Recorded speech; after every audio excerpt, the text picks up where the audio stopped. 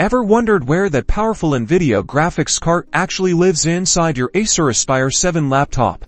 First things first, gather your tools. You'll need a small Phillips head screwdriver and a non-magnetic spudger or plastic opening tool. Steel can damage components, and most importantly, unplug your laptop and ground yourself with an anti-static wrist strap. Next, let's prepare for disassembly. Carefully flip over your laptop and locate all the screws on the bottom panel. Remove all of these screws, place them safely aside. We don't want to lose them. Now for the tricky part, using your spudger or plastic opening tool.